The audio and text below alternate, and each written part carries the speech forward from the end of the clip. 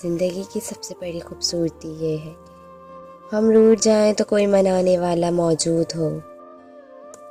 معافی مانگنے سے یہ کبھی ثابت نہیں ہوتا کہ ہم غلط اور صحیح ہیں۔ معافی کا اصل مطلب یہ ہے کہ ہم میں رشتے نبھانے کی قابلیت ان سے زیادہ ہے۔ معافی مانگنے کے لیے بھی ظرف ہونا چاہیے۔ کم ظرف کبھی معافی نہیں مانگتے۔ احترام کرنا تربیت ہے، کمزوری نہیں۔ معذرت کرنا حسن اخلاق ہے، ذلت نہیں۔ ہمیشہ وہی بلندیوں پر ہوتے ہیں جو خود سے پہلے دوسروں کا سوچتے ہیں۔ کسی آدمی کی سب سے بڑی خوبی اپنے دشمن کے ساتھ نرم دلی کا برتاؤ ہے، کیونکہ اللہ خود اپنے دشمنوں سے اچھا برتاؤ کرتا ہے۔ رکاوٹیں ان کے حصے میں آتی ہیں جن کا یقین ہوتا ہے کہ وہ منزل تک پہنچ جائیں گے۔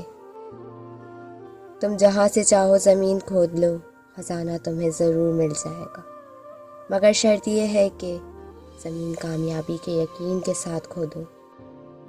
یقین کے ساتھ اٹھایا ہوا پہلا قدم جو جانب منزل ہو، وہی منزل ہے۔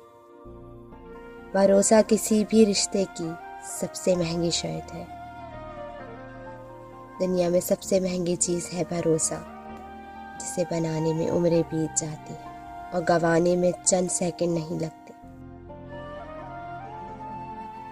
قدر میرے پیار کا امتحان نہ لیجیے، خفا ہو کیوں مجھ سے یہ بتا تو دیجیے۔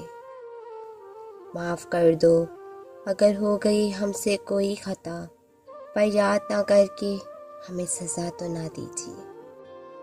ہو گئی ہے بھول تو دل سے معاف کر دینا۔ سنا ہے سونے کے بعد ہر کسی کی صبح نہیں ہوتی۔ کسی کا دل توڑ کر معافی مانگنا بہت آسان ہے، لیکن اپنا دل توڑنے پر کسی کو معاف کر دینا بہت مشکل۔ ہو سکے تو معاف کر دینا، ہے گناہ گار ہم تیرے، ان کو تو یہ بھی پتا خطا کار ہیں ہم تیرے۔ کچھ لوگوں کو پچھتاوا بھی نہیں ہوتا۔ ہم سوچتے رہتے ہیں کہ شاید کسی وقت انہیں احساس ہوگا اپنے منفی رویے کا، لیکن ایسا نہیں ہوتا۔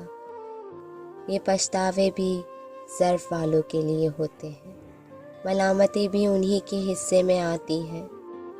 بے بس لوگوں کے پاس صرف اپنا آپ ہوتا ہے۔ اصل محبت تو یہی ہے کہ جیسی بھی تلخی ہو جائے، کتنی ہی شدت کی ناراضگی ہو جائے، مگر اپنے دل میلے نہ کیجیے، فنا کی دیوار نہ تعمیر کیجیے۔ کئی بار ہم بنا غلطی کے بھی غلطی مان لیتے ہیں، کیونکہ ڈر لگتا ہے کہیں کوئی اپنا ہم سے نہ روٹھ جائے۔ منایا تو ناراض ہونے والوں کو جاتا ہے، بیزار ہونے والوں کو تو اللہ حافظ کہا جاتا ہے۔